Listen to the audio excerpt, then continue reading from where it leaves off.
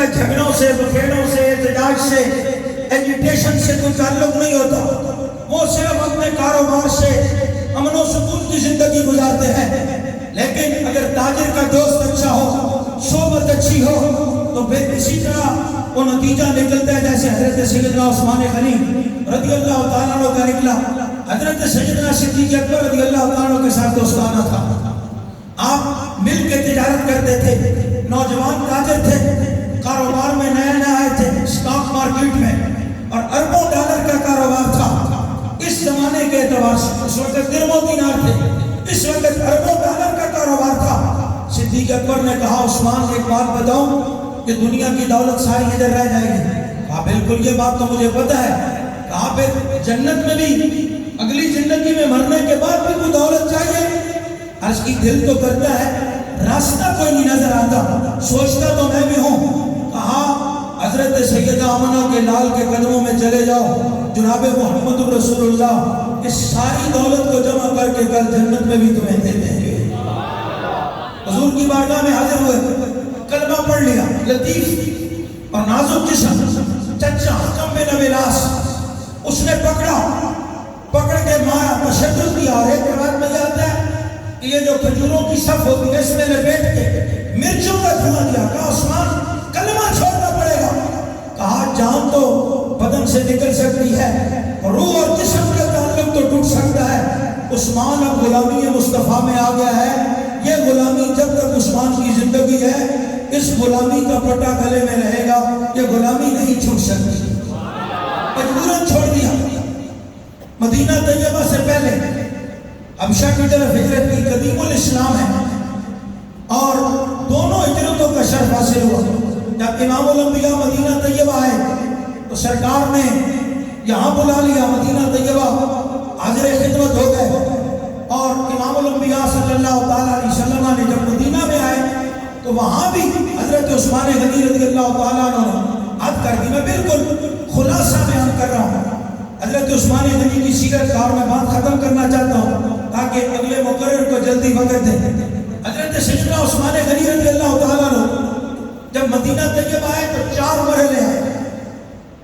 حضور ہجرت کر کے جب آئے تو 4 مرحلے آئے کہ جب حضور نے فرمایا بھائی یہ جنت ہے اور سودا خریدو.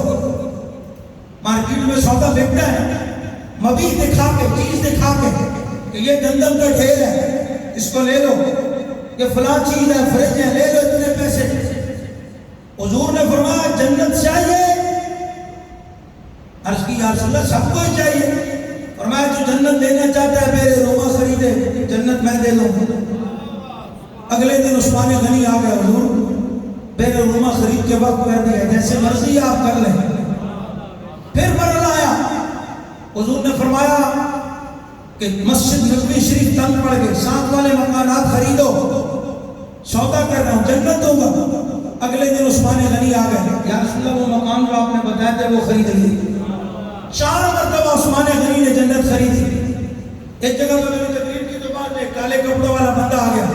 کہنے لگا آپ نے تو عثمان کی تعریف کی ہے لیکن یہ تعریف بنتی نہیں. میں نے کہا کیوں؟ کہنے لگا اس کا مطلب یہ ہے کہ جب پہلی مرتبہ خریدی تو پھر رسول اللہ پر اعتماد نہیں تھا. ایک مرتبہ خریدی، پھر خریدی، پھر خریدی. میں کہتا ہوں حضور نے پہلی باری ساری بیچی، تھوڑی تھوڑی کر کے بیچی. کہنے لگا جب تھوڑی بیچی ایک مرتبہ دوبارہ تو ضرورت تھی.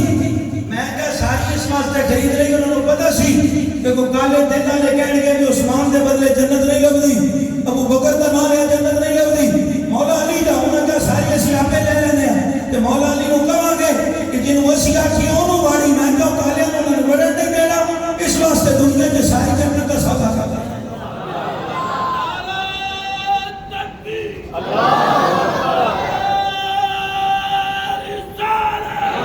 پیچھے والے بھی بول بہو، پیچھے والے بھی بول بہو. ہاں یہ حشر میں یہ ہاتھ اٹھے ہوئے کی گواہی دیں. بعض لوگ نعرہ لگانا بھی تعظیم کے خلاف سمجھتے ہیں کہ ہم تو بڑے سنجیدہ لوگ ہیں، میں تو ملازمت کرتا ہوں، میں ہاتھ اٹھا کے نعرہ لگاؤں گا کہ امام علی مقام کا ہاتھ، میں دونوں ہاتھ اٹھا کے امام علی مقام کا میں نام لوں گی، میں صحابہ کا نام میں ادب سے کہہ رہا ہوں. سبحان اللہ. نعرہ رسالت، نعرہ رسالت، نعرہ تحقیق، نعرہ تحقیق.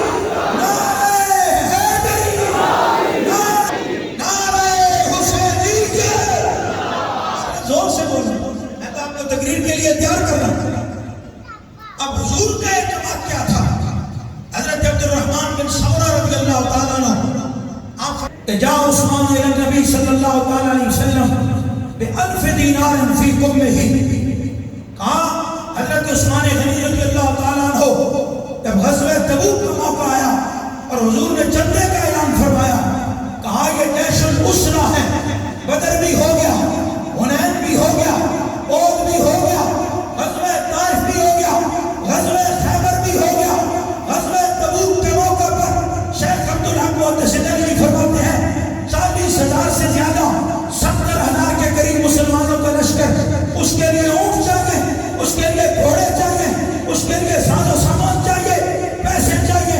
حضور نے مسجد نبوی شریف میں چندے کا اعلان کیا، کہا جا عثمان الی النبی صلی اللہ تعالی علیہ وسلم بألف دینار فی کمہ حین جہز جیش العسرہ، کہا جب غزوہ تبوک کے لیے رسول اللہ نے اعلان کیا، صرف عثمان غنی جھولی بھر کے دیناروں کی حضور کی بارگاہ میں لے آئے، 1,000 دینار تھا، فرمایا فنصرھا فی حجرہ، آپ نے اپنی جھولی حضور کے در اقدس میں حضور کی گود مبارک میں پلٹ دی، کہا فرائض النبی صلی اللہ تعالی علیہ وسلم، فرمایا حضور نے وہ دینار دیکھے جو قلبھا فی حجرہ، حضور کبھی دیناروں کو ہاتھ ادھر مارتے، کبھی ادھر مارتے، کبھی ادھر مارتے، یقول اور زبان ترجمان سے یہ بات ارشاد فرما رہے تھے، ما در عثمان ما عمل بعد اليوم، ما در عثمان ما عمل بعد اليوم، اے عثمان تو نے مصطفیٰ کو خوش کیا، آج کے بعد جو مرضی کر لے رب تجھ سے نہیں پوچھے گا۔ سبحان اللہ، تجھے نہیں ماننا میں جو مرضی کر اللہ یا رسول اللہ یا رسول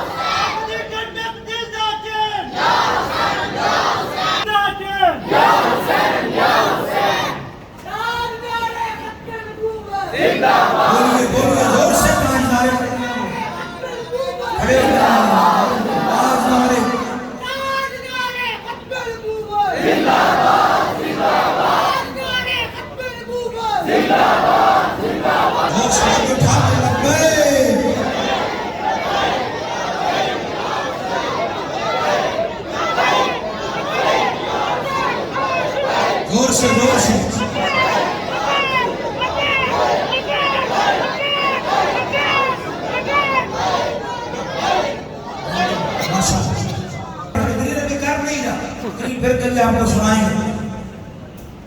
حضرت طلحہ بن عبید اللہ دیکھیے جو کنٹونمنٹ بورڈ کا چیئرمین ہے نا، فلیکس میں اس کے ساتھ تصویر آ جائے نا، صرف تصویر، تو لوگ 3 سال اپنے موبائل میں سنبھال کے رکھتے ہیں اور دکھاتے ہیں کہ صاحب سے ملاقات ہوئی تھی۔ ایم پی اے میں تنقید نہیں، میں ویسے بتا رہا ہوں مقام اور مرتبہ کہ لوگ سمجھ جائیں کہ عزت ہے۔ ایم پی اے کے ساتھ تصویر ہو تو لوگ ساری زندگی سنبھال کے رکھتے ہیں، اور اگر کہیں خوش قسمتی سے زندگی میں راہ چلتے میاں صاحب یا عمران خان صاحب مل جائے اور سیلفی بن جائے تو پھر تو موجہ ہی موجہ ساری زندگی۔ یعنی بندہ بتاتا ہے کہ میرے ساتھی ہیں۔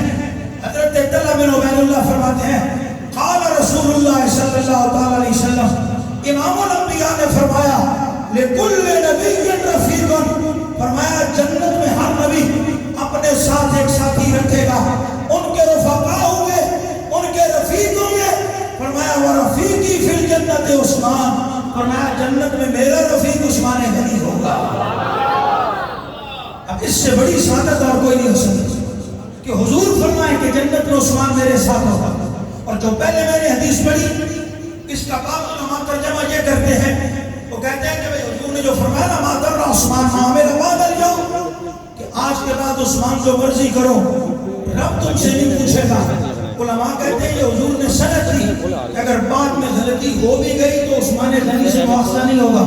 میں نے کہا یہ بھی ٹھیک ہے، پہلے ترجمہ علماء کرتے ہیں، لیکن فقیر کے نزدیک اس کا ترجمہ یہ نہیں کہ بعد میں عثمان سے غلطی ہو بھی گئی تو رب مواخذہ نہیں کرے گا، بلکہ اس کا ترجمہ یہ ہے کہ رسول اللہ اعلان فرما رہے تھے کہ عثمان آج کے بعد تو مصطفیٰ کی پناہ گاہ میں آ گیا ہے، آج کے بعد مرنے تک رب العالمین تجھ سے غلطی ہونے ہی نہیں دے گا. تو رسول اللہ کی بارگاہ میں آ گیا, حضور نے تجھے قبول کر لیا, آج کے بعد تیرے وصال تک. اور صحابہ کہتے ہیں, حضرت مرہ بن کعب رضی اللہ تعالیٰ عنہ کہتے ہیں حضور فتنوں کا ذکر فرما رہے تھے, اور فرمایا ایک آدمی گزرا چہرے پر چادر لی ہوئی اور اس کا چہرہ ڈھانپا ہوا تھا.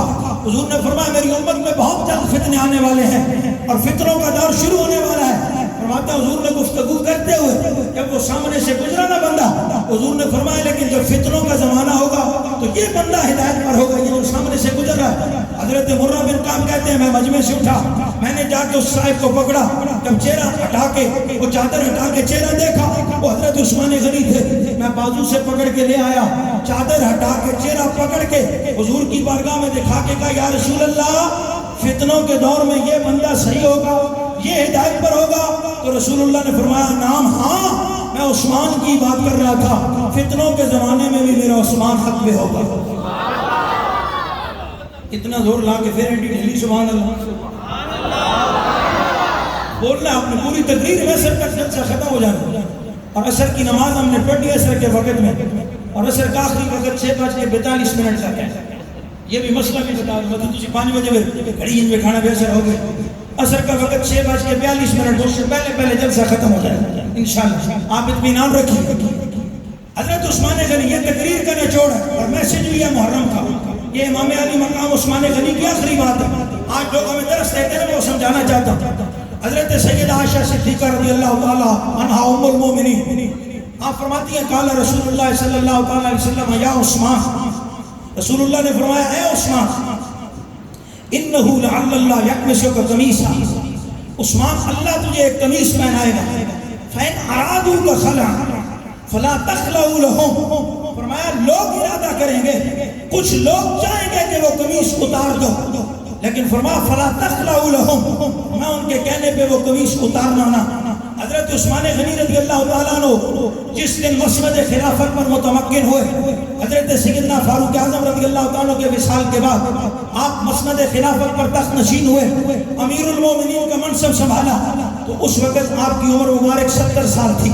آپ بتائیں جو 17 سال کی عمر میں اربوں ڈالر کا مالک ہو, جو جوانی میں 1,000 غلام آزاد کرتا ہو, جو جوانی میں 1,000 اونٹ رسول اللہ کے لیے خدا کی راہ میں صدقہ کرتا ہو, بتائیں 70 سال کے بڑھاپے میں اسے کوئی حکومت کی ضرورت تھی, اسے منصب خلافت چاہیے تھا, لیکن امت مسلمہ کی رہنمائی کے لیے وہ مسند خلافت پر متمکن ہوئے. صرف مسند خلافت پر بیٹھے ہی نہیں, تخت نشین ہی نہیں ہوئے, بلکہ شام اور لبنان سے لے کر ساؤتھ افریقہ ملاوی تک اور ادھر ایران سے آگے بخارا اور خراسان اور کابل تک اور سمندری راستے سے کراچی تک پرچم اسلام بلند کیا. اتنی بڑی خلافت کا امیر بوڑھا شخص, لوگ کہتے ہیں حکومت کی یہ تخت نشینی چھوڑ دو, وہ کہتے ہیں نہیں حکومت نہیں چھوڑوں گا.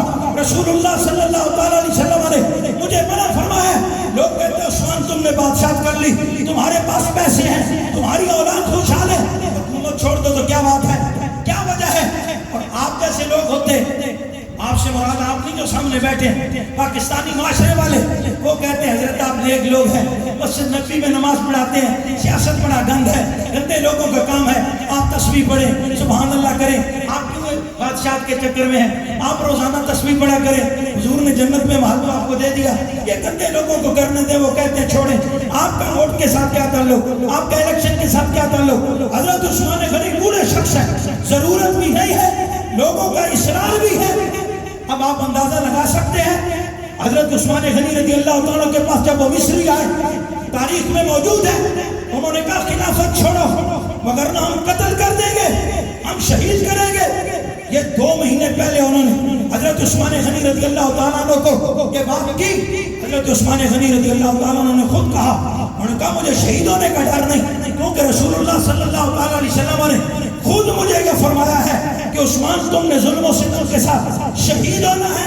میں تو یہ ڈرتا ہوں کہ تم مجھے شہید کرنے کے درپے تو ہو, لیکن پھر تم خود یہ دعائیں مانگو گے ہاتھ اٹھا کے, اے اللہ کاش عثمان زندہ ہوتا اور اس کا ایک ایک سانس 1 سال کے برابر ہوتا, اتنی لمبی عمر عثمان کی ہوتی. فرمایا میرے بعد تو فتنوں کا دروازہ کھل جائے گا.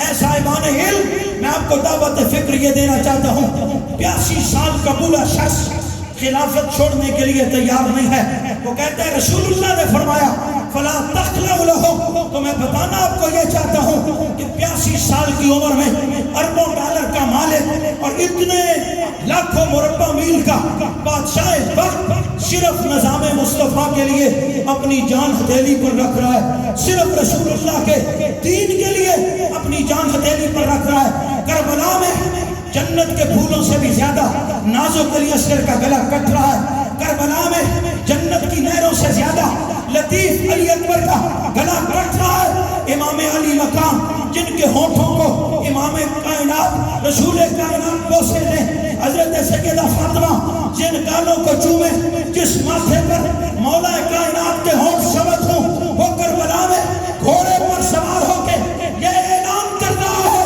کہ اے مصطفیٰ کی امت، میں ابھی بچہ تھا، مصطفیٰ نے بتا دیا سیدہ شباب اہل الجنہ حسین جنت کے نوجوانوں کا سردار ہے، لیکن دیکھو رسول اللہ کے دین کو ضرورت پڑی تو وہ جنتی جوانوں کا سردار بھی کربلا میں اپنی جان کا نذرانہ پیش کرنے آ گیا ہے۔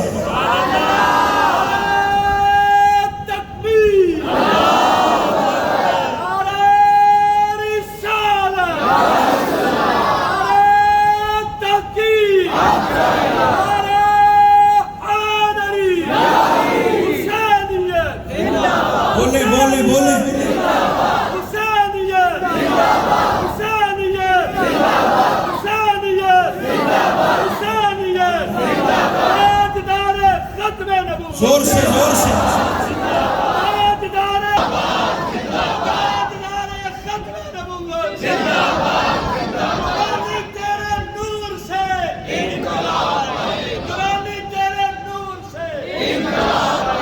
آپ اس بات کو سمجھیں، اس میسج کو سمجھیں، شہادت کو رونے کا ذریعہ بنایا، شہید کا ذکر کر کے دو آنسو بہانا چاہتے ہیں۔ میں نے کہا فاروق اعظم بھی شہید ہوئے، عثمان غنی بھی شہید ہوئے، مولا کائنات بھی شہید ہوئے، امام حسن مجتبیٰ بھی شہید ہوئے، امام علی مقام بھی شہید ہوئے، علی اکبر بھی شہید ہوئے، علی اصغر بھی شہید ہوئے، اونو محمد بھی شہید ہوئے، ابو بکر اور عثمان بھی شہید ہوئے، عمر بھی شہید ہوئے، امیر حمزہ بھی شہید ہوئے۔ وہ بتا رہے تھے ہمیں رسول اللہ کی صحبت کی وجہ سے جنت کی گارنٹی ہے، لیکن اسلام اتنا معزز ہے، نظام مصطفیٰ اتنا معتبر ہے کہ نظام مصطفیٰ کے لیے عمر بھی حاضر ہے، عثمان بھی حاضر ہے، علی بھی حاضر ہے، حسن بھی حاضر ہے، حسین بھی حاضر ہے۔ امت خدا کے لیے امریکہ کی جیل سے عافیہ صدیقی کی سسکیاں سنو، کشمیر کی ان چوٹیوں سے روتی ہوئی بچوں کی سسکیاں سنو، برما کے صحراؤں سے روتی ہوئی بہنوں کی آواز سنو، اور نظام مصطفیٰ کے لیے ایک امت بن کر کھڑے۔ سبحان